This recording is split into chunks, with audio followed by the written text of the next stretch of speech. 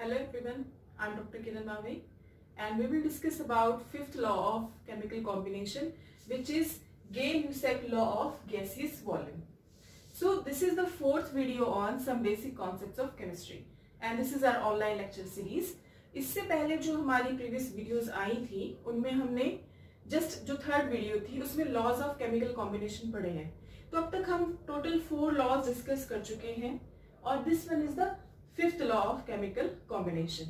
I hope आपको वो सारे laws समझ में आए होंगे. ठीक है, तो fifth law जो है which is Gay-Lussac law of gaseous volume, इसमें क्या, इसका मीनिंग क्या है? देखो ये लॉ क्या कहता है कि मान लो आपके पास कुछ गैसेस हैं, ठीक है, दो या दो से ज्यादा गैसेस हैं और उनकी आप रिएक्शन करा रहे हो और आपने दोनों गैसेस को क्या किया है, सेम टेम्परेचर और सेम प्रेशर पर लिया हुआ है.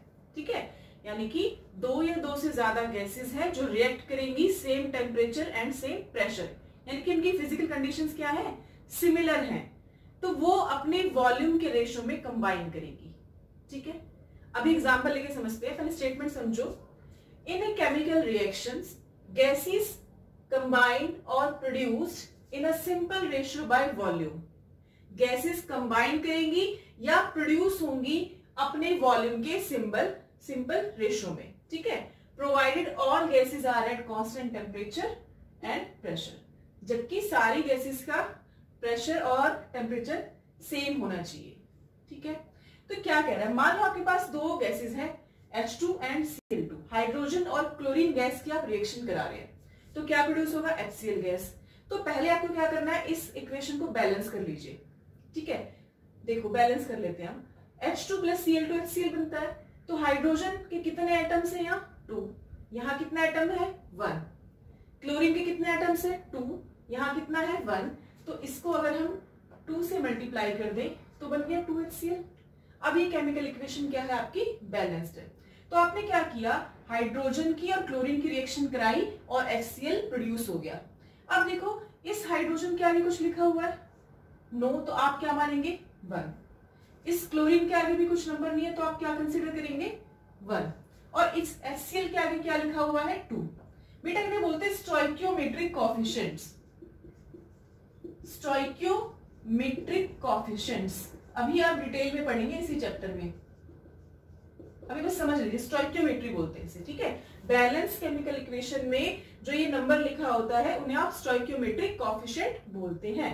अब देखो, अब ये स्टेटमेंट क्या कह रही है इस लॉ की, कि ये जो गैसेस हैं ये कंबाइन करेंगी या प्रोड्यूस होंगी, ये अपने वॉल्यूम के सिंपल रेशियो में होंगी. तो यहाँ क्या है, 1.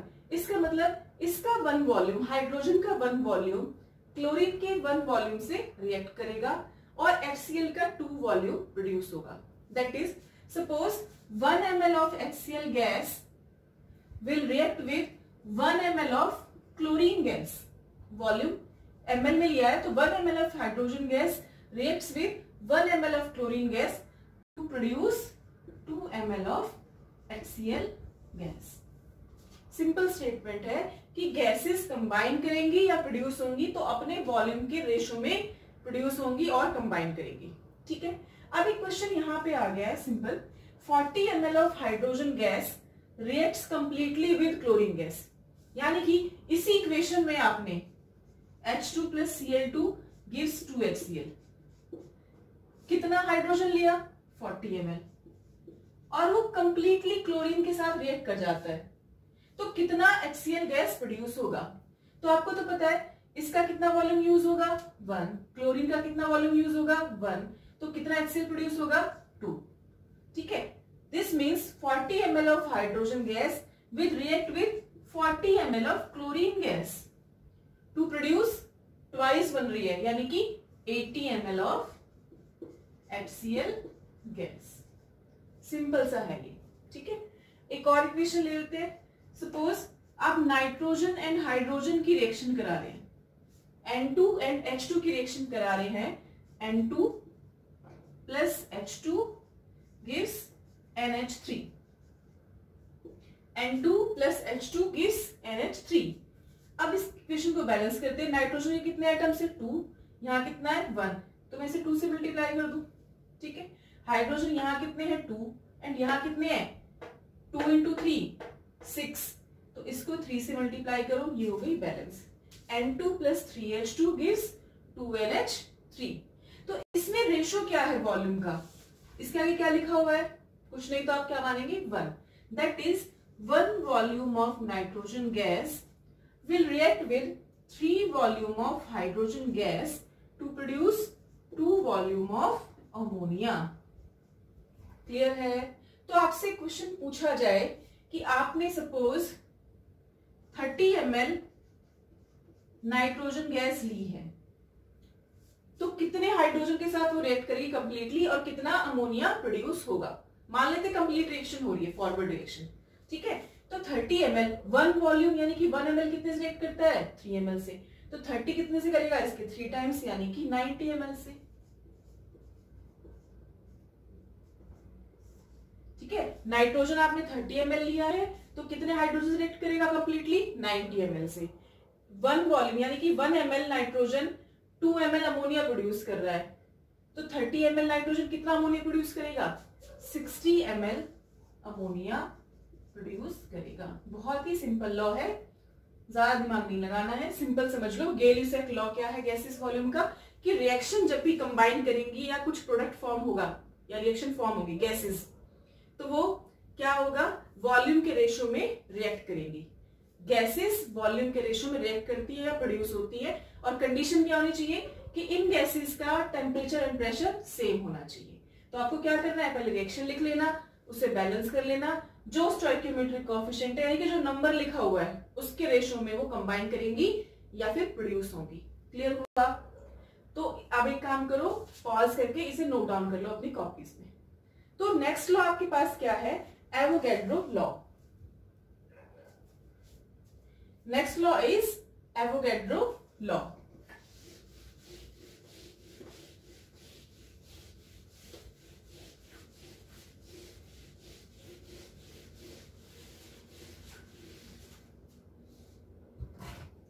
सिक्स्थ है आपके पास एवोगैड्रोस लॉ। ये लॉ क्या कह रहा है, देखो बहुत आसान है। गेल-यूसेक समझ में आया था। गेल-यूसेक ने कहा कि 2 गैसेस हैं, ये 3 भी हो सकती हैं। जब गैसेस रिएक्ट करेंगी तो वॉल्यूम की रेशो में रिएक्ट करेंगी और उसी के रेशो में प्रोड्यूस होगी। वॉल्यूम का रेशो लेना आपको, और टेम्परेचर प्रेशर सेम होना चाहिए। तो एवोगैड्रो लॉ क्या कहता है कि equal volume of all gases, equal volume of all gases contain equal number of molecules, equal number of molecules। अगर आप गैसेस ले रहे हैं उनका वॉल्यूम इक्वल है तो उनका मॉलिक्यूल्स भी क्या होंगे इक्वल। और कंडीशन फिर से क्या है, प्रोवाइडेड,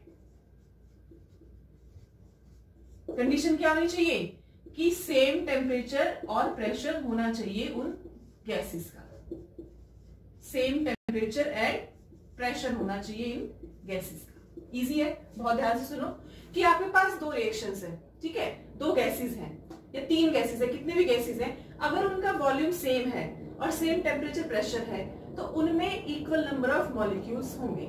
एग्जांपल देखिए, आपके पास है सपोज O2 डाइऑक्सीजन, ठीक है, O2 यानी कि डाइऑक्सीजन गैस। दूसरा है आपके पास मान लो O3, this is ozone gas, ठीक है, ओजोन। अब थर्ड है आपके पास सपोज SO2, SO3, NH3।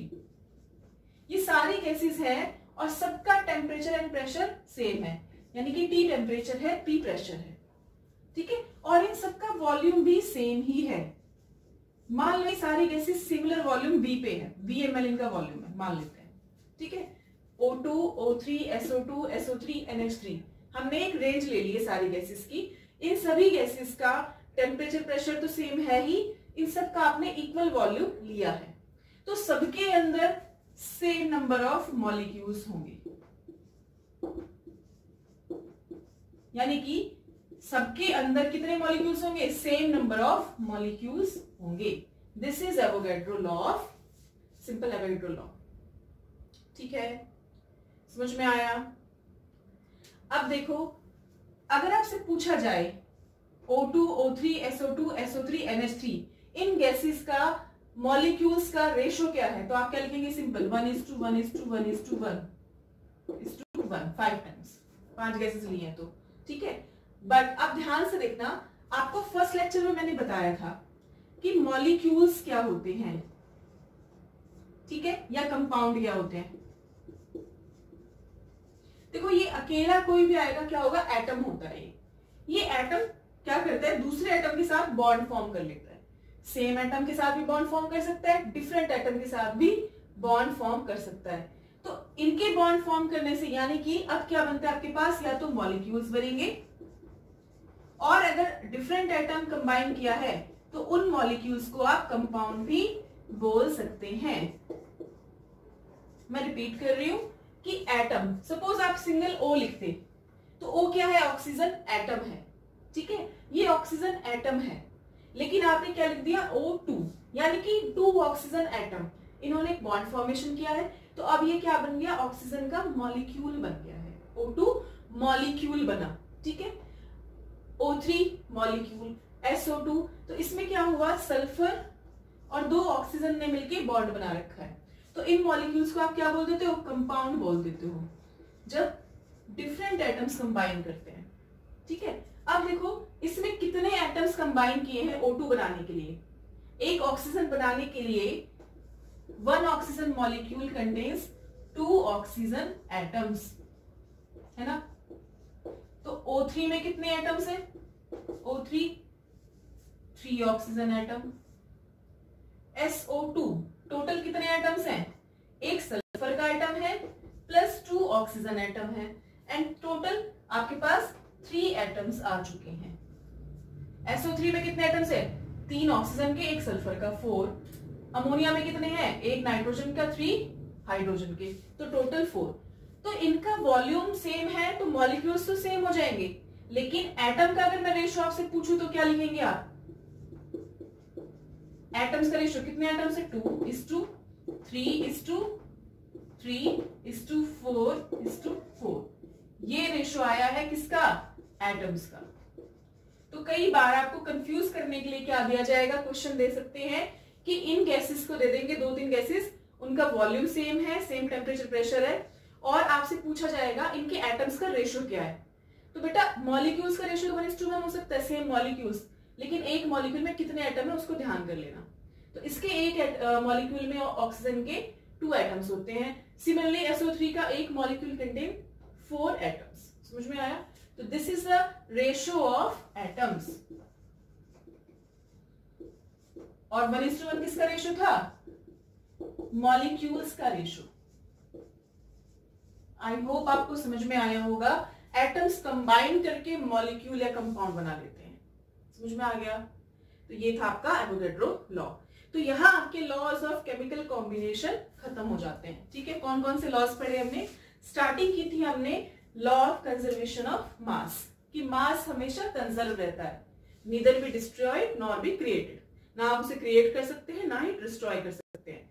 जितना आपने रिएक्टेंट का मास लिया उतना ही प्रोडक्ट फॉर्म होगा, ठीक है। सेकेंड लॉ आपका क्या था? Constant proportion. आप किसी कंपाउंड का सोर्स चाहे कुछ भी हो, उनमें जो एलिमेंट्स है एक फिक्स रेशियो में कंबाइन करेंगे, ठीक है। फिर था मल्टीपल प्रोपोर्शन। एक कंपाउंड एक से ज्यादा एलिमेंट्स फॉर्म, एक एलिमेंट एक से ज्यादा कंपाउंड फॉर्म कर रहा था, ठीक है, तो उनमें उनका रेशियो मल्टीपल की फॉर्म में था। और फोर्थ क्या था? Reciprocal proportion, law of reciprocal proportion. अब 3 एलिमेंट्स का केस आ गया था, ठीक है। 3 डिफरेंट एलिमेंट्स थे और उनमें 2 एलिमेंट एक कॉमन थर्ड एलिमेंट के साथ कंपाउंड बना रहे थे। तो ये इसके बारे में पढ़ लिया था हमने लास्ट सेशन में, law of reciprocal proportion. Fifth law आपने आज क्या पढ़ा? गे-ल्यूसेक लॉ ऑफ गैसियस वॉल्यूम, कि जो गैसेस हैं वॉल्यूम के रेशियो में कंबाइन करती हैं, ठीक है, provided they have same temperature and pressure. और आपने लास्ट लॉ भी क्या पढ़ा? एवोगैड्रो लॉ, कि ठीक है जो गैसेस हैं उनका वॉल्यूम इक्वल है तो उनके मॉलिक्यूल्स का भी नंबर इक्वल होगा, ठीक है। समझ में आया? अब मॉलिक्यूल्स का नंबर तो सेम है, उन बटे मॉलिक्यूल बने किससे? एटम से, तो उनका रेशियो एक बार देख लेना, वो डिफरेंट हो सकता है। और ये बहुत बड़ा टफ चीज नहीं है, बहुत इजी है, बस थोड़ा समझने की जरूरत है इसे। क्लियर हुआ? तो यहाँ आपके laws of chemical combination complete होता है। अब हम छोटा सा पढ़ेंगे डाल्टन एटॉमिक थ्योरी, ठीक है। बाकी एटॉमिक थ्योरी कब पढ़ोगे आप, एटॉमिक स्ट्रक्चर जब चैप्टर पढ़ोगे ना, उसमें आप बाकी थ्योरीज पढ़ते हैं। तो यहाँ हम सिंपल ले लेते हैं डाल्टन एटॉमिक थ्योरी। तो इसे एक बार पॉज करके इसे नोट डाउन कर लीजिए वीडियो को, ठीक है। अब देखो नेक्स्ट टॉपिक है आपके पास डाल्टन एटॉमिक थ्योरी।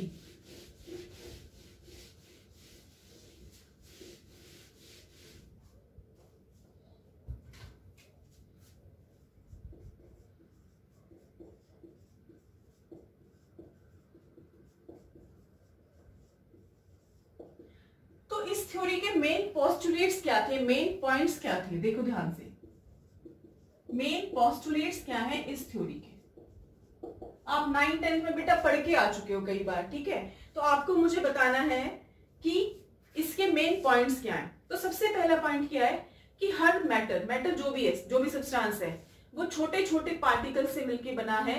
उनको इसने नाम दिया एटम्स, ठीक है। उन छोटे छोटे पार्टिकल को क्या नाम दिया, एटम। और वो इंडिविजिबल होता है, ठीक है। तो first point is matter is made up of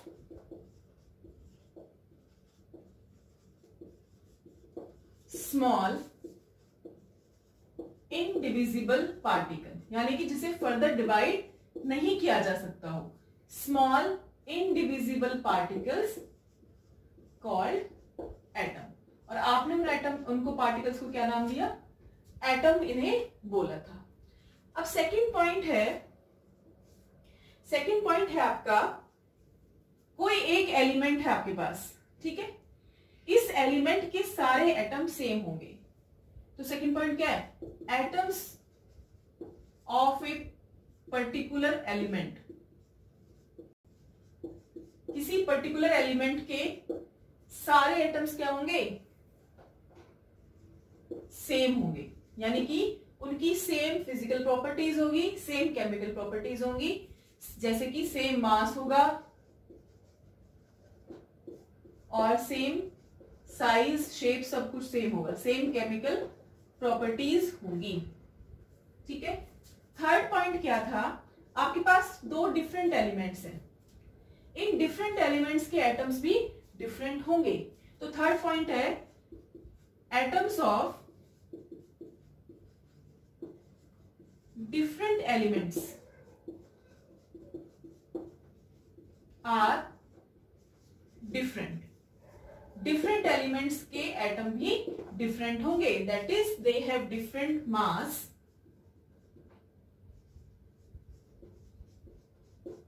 different shape, different size etcetera. समझ में आ गया? तो 3 पॉइंट समझ में आए आपके। और फोर्थ पॉइंट क्या है कि ये एटम्स कंबाइन करके कंपाउंड बना लेते हैं, कंबाइन टू फॉर्म कंपाउंड्स, ठीक है। एटम्स कंबाइन करके क्या बनाएंगे, कंपाउंड। और जब ये कंपाउंड बनाएंगे, यानी कि जब एटम्स कंबाइन होंगे तो एक सिंपल रेशो में कंबाइन होंगे। Atoms combine in a simple ratio, clear है? एटम्स क्या होंगे, सिंपल रेशो में कंबाइन होंगे। नेक्स्ट पॉइंट क्या है आपके पास कि किसी भी रिएक्शन में पार्टिसिपेट करने वाली एटम सबसे छोटी एंटिटी है। Atom is the smallest entity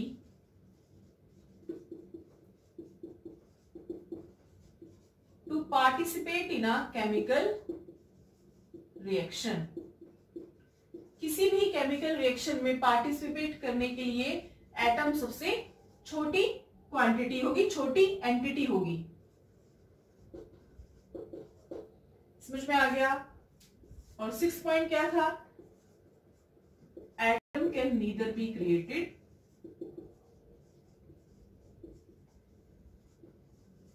nor be destroyed. Atom को आप ना तो क्रिएट कर सकते हो, ना ही डिस्ट्रॉय कर सकते हो। तो ये आ गए आपके पास लॉज आ गए हैं किसके, पॉइंट्स आ गए हैं डाल्टन एटॉमिक थ्योरी के। तो अब हम क्या करेंगे, ये पॉइंट बेटा बहुत पहले इन्होंने इनिशियल थ्योरी जो दी थी डाल्टन ने उसके मेन पॉइंट्स हैं। अब हम देखते हैं कि वैलिडिटी की ये सारे सही है कि नहीं है और उनमें कुछ मॉडिफिकेशन करते हैं। तो ठीक है, तो फर्स्ट पार्ट है atom is made up of small indivisible particle called atoms.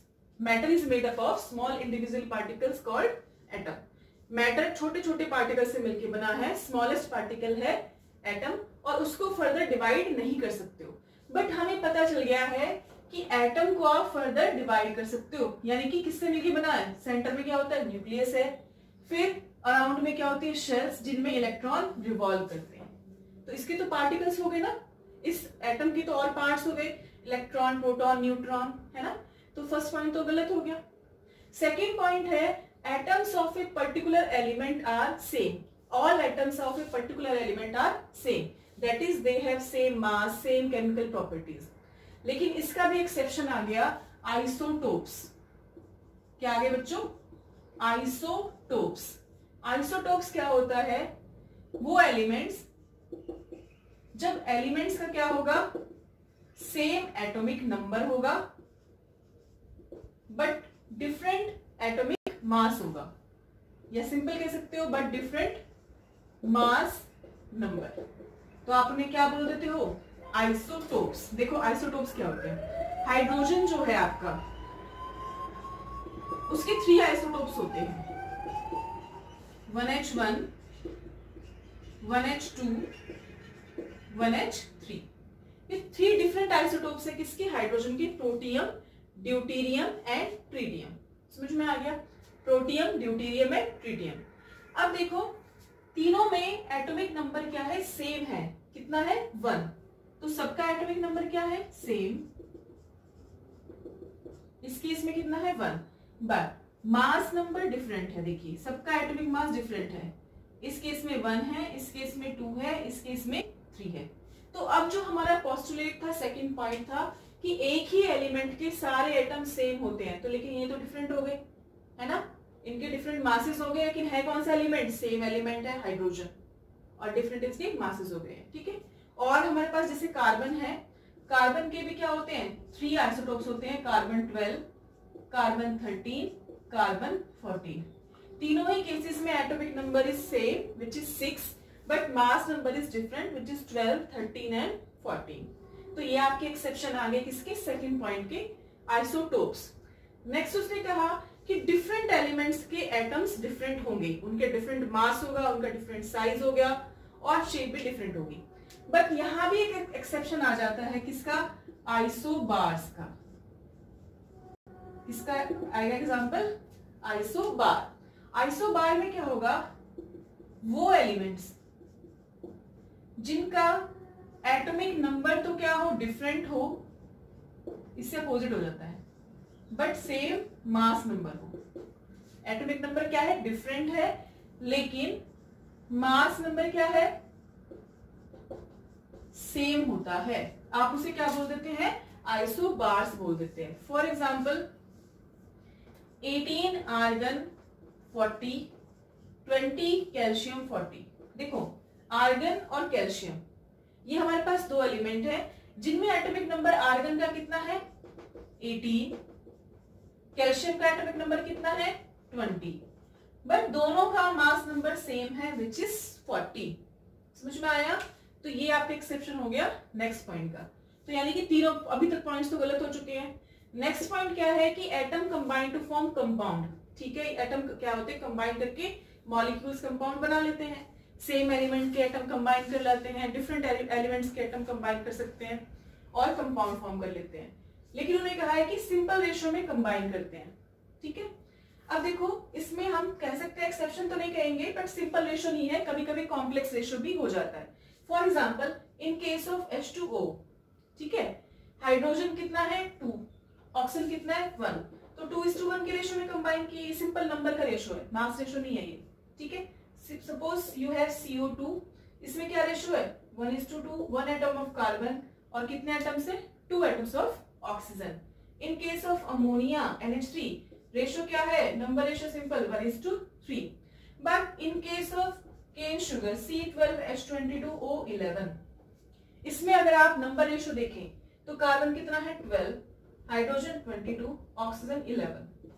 तो 3 डिफरेंट एलिमेंट्स आए आपके पास, कार्बन, हाइड्रोजन एंड ऑक्सीजन, ठीक है, वो कंबाइन किए, लेकिन इनका रेशियो सिंपल नहीं है, कॉम्प्लेक्स रेशियो है। तो ये पार्शियली हम इस स्टेटमेंट को सही कह सकते हैं। समझ में आया? नेक्स्ट पॉइंट है, atom is the smallest entity to take participate in a chemical reaction. Chemical reaction में पार्टिसिपेट करने वाली सबसे छोटी यूनिट क्या होती है? आपकी एटम। तो ये बिल्कुल करेक्ट है। अगर इंडिपेंडेंट एग्जिस्टेंस हम देखें तो इलेक्ट्रॉन प्रोटॉन का इंडिपेंडेंट एग्जिस्टेंस नहीं है कि वो रिएक्शन में पार्टिसिपेट कर सकती। रिएक्शन में सबसे छोटी यूनिट पार्टिसिपेट कौन करेगी? आपकी एटम ही करता है। लास्ट पॉइंट है, atom can neither be created nor be destroyed. लेकिन इसका एक्सेप्शन आ गया आपका न्यूक्लियर रिएक्शन। इसका एक्सेप्शन क्या है आपका? Nuclear reaction. न्यूक्लियर रिएक्शन में क्या होता है? एक एलिमेंट दूसरे एलिमेंट में चेंज हो सकता है by the emission of some radiation, alpha beta gamma rays के इमिशन के बाद एक एलिमेंट दूसरे एलिमेंट में चेंज हो सकता है। कुछ हम रेडियो एक्टिव एलिमेंट्स लेते हैं जो फर्दर दूसरे एलिमेंट में कन्वर्ट हो जाते हैं after the emission of some radiation. तो आपके जो आज हमने पढ़ा है इस वीडियो लेक्चर में हमने क्या सीखा कि के-लुसेक लॉ क्या कहता है कि गैसेस हैं, कंबाइन करेंगे, किस फॉर्म में कंबाइन करेंगे बेटा? वॉल्यूम के रेशियो में कंबाइन करते हैं। नेक्स्ट लॉ क्या था? एवोगैड्रो लॉ, कि अगर गैसेस का सेम वॉल्यूम है तो उनके मॉलिक्यूल्स भी सेम ही होंगे। फिर हमने क्या पढ़ा? बोलो, डाल्टन एटॉमिक थ्योरी। इसके 5 to 6 पॉइंट्स हैं। जो ओरिजिनल पॉइंट्स थे वो हैं और कुछ मॉडिफिकेशन हो गए हैं, कुछ एक्सेप्शन है, वो मैंने अभी आपको बता दिए। समझ में आया? ठीक है, आई होप आपको ये सब कुछ समझ में आया होगा। नेक्स्ट सेशन से हम स्टार्ट करने वाले हैं मोल कॉन्सेप्ट, जो कि बहुत इंपॉर्टेंट है। समझ में आ गया? तो इसे नोट डाउन कर लीजिए, पॉज करके वीडियो को नोट डाउन कीजिए। आज के लिए इतना ही काफी है। Thank you.